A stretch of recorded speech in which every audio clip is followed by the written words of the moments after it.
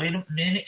Y'all thought I was finished? Man, welcome back to another episode of that Stay Off My Grass podcast. You got your boy, Suns fan Randy, in the building today, man. And look, man, like what I'm starting to kind of get into, like the mentality is just like I feel like we gotta relax as Suns fans, as just NBA fans with like the it's over with after one game. Like we gotta relax. Like I swear, it feel like nobody has ever watched the playoffs before. Like this happens. You know what I'm saying? You go up 2 games, you lose 2 games, like you play game sevens, like it happens. You know what I'm saying? The Bulls played game sevens in the playoff.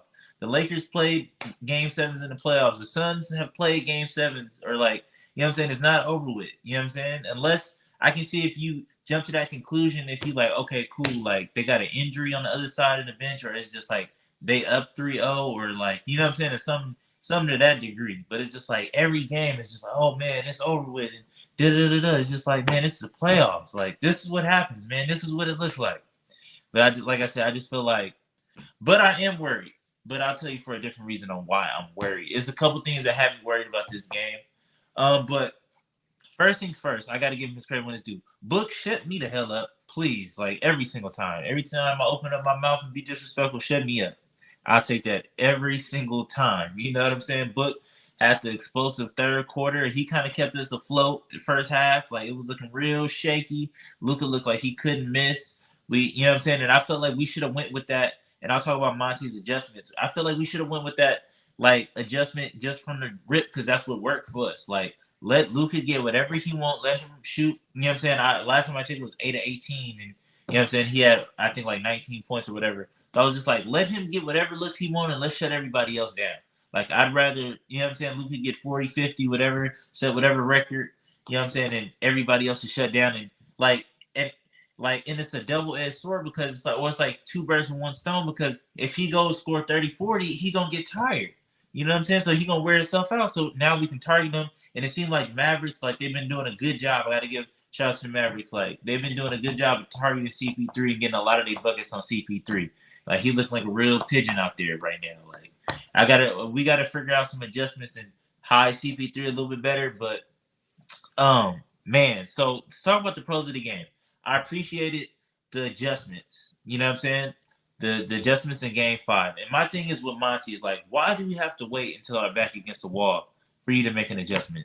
Why do you have to wait to game 5 every series to make an adjustment? Like you know what I'm saying? And that was one of my concerns, like just moving forward, because I feel like if we don't win during this playoff run, like I feel like a lot of people gonna be looking and questioning Monty's like job. You know what I'm saying? A little bit. Maybe I'm a little premature on it, but like I said, I just feel like you made some simple adjustments, and it's just like you see it. Like, do you not like? And it's like night and day. Like you didn't play campaign, and we win by 20. Well, won't you look at that? Like campaign don't see the floor all goddamn night, and we win by 20.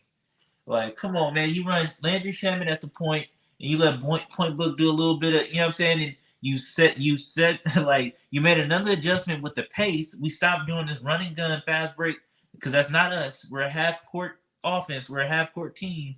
And we start, you know what I'm saying? We start getting more better looks. We start, you know what I'm saying? Clamping them down on defenses, making them take late shots in the clock, you know what I'm saying? Or really early shots in the clock. So it's just like, we shut down the pace, and that was one thing. Like I said, I feel like we needed to adjust just initially. Like, why are we playing so fast? Like, we have CP3 is 37 years old. Devin Booker can't hit a dribble pull up. You know what I'm saying? Open dribble pull up to save his life. But tonight he was knocking him down for sure. But you know what I'm saying? But like I said, I just feel like that's not us. And then we can swing, give it to DA, and we can like we're a slow, methodical team. Like we're not one of these fast-paced, launch up a bunch of threes teams. So why do we have to play to every team's like strengths every time we play them? Like why do we have to mold into what they are? Like why can't we have them molded to us? You know what I'm saying? Like why don't we have them adjust to us opposed to us adjusting to them every single time? You know what I'm saying?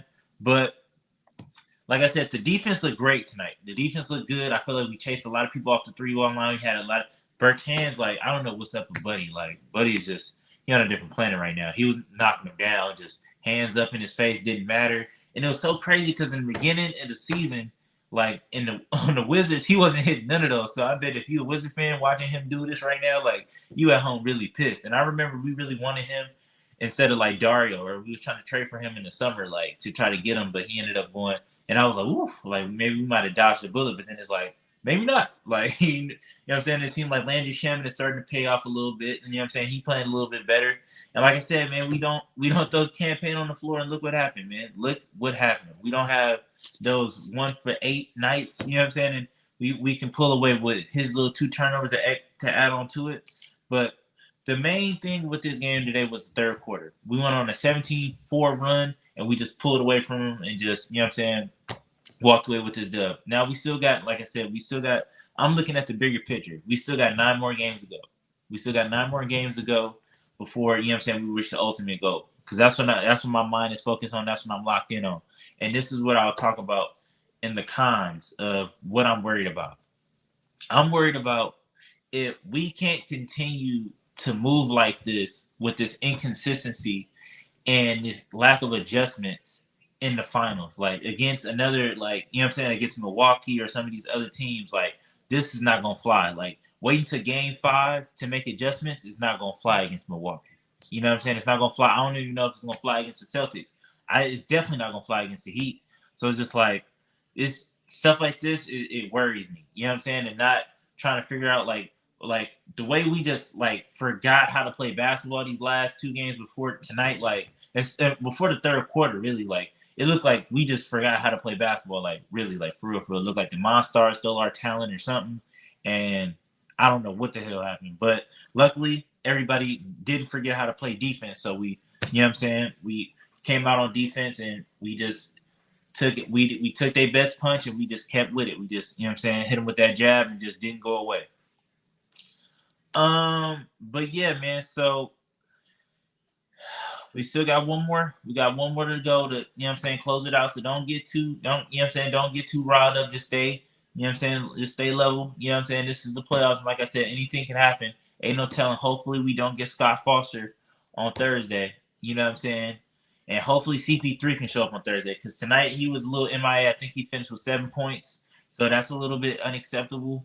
Like we still do for a good CP3 closeout game, and that's typically when he show up anyway and get all the credit, like he just did everything the entire series. But I'll take that, you know what I'm saying, if he go nuclear in this, you know what I'm saying. Hopefully, I seen him sitting with the assistant coaches, and maybe they was trying to figure out a way how to get him open and get some of his looks, like, because it just look like right now it's just like, I don't know, because it's just like Bismack Biyombo don't set hard enough screens to get him open. I feel like the only person that sets screens that's hard enough to get him open is DA, and DA like be in foul trouble from time to time, and DA, you know what I'm saying, kind of low-key be playing himself off the court sometimes with just foul trouble and just, like I said, just missing bunnies or whatever.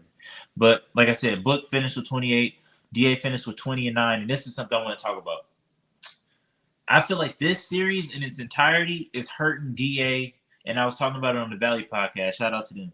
I feel like this series is hurting DA in the contract negotiation. Like I feel like if they pull up this series when it's come to contract negotiating, be like, all right, like you want a max? Well, look at this series right here. Like this, it's crazy because like the series where he's supposed to dominate, he don't. But the series that we don't expect nothing from him, he go out and go kill. Like against the Pelicans, I wasn't expecting him to kill the Pelicans the way he was killing them. Like especially with Valanciunas and Jackson Hayes down there, I was just like, just whatever you can do, bro, like is a plus. But he was out there, you know what I'm saying, getting 20, 25, 30s. It was just like, yo, like, you know what I'm saying? You look like a whole different person. But then against Dallas, you can't kill Dorian Finney-Smith. You can't kill Maxi Cleveland. Like, what the hell is going on? So, like I said, I feel like this series, hopefully we can win this chip or whatever the case may be and just try to keep this unit together. You know what I'm saying? Except for campaign. But, yeah, so it's just like, hopefully I want to keep him at the end of the day. But, like I said, it's just he has games and days like this where it's just you don't look like a max, dog. Mikal Bridges finished with 14, and he had some good. He decided to play defense tonight with 4 steals, and I feel like the real X factor of the game tonight was Cameron Johnson. Like his 12 points and just him knocking threes down. I just wish that he would just launch him up more. I just wish he had that Landry Shamet, that Jay Crowder, that, you know what I'm saying, Cameron Payne mentality of just I don't want to like get the best shot. Like I'm just going to shoot it. You know what I mean?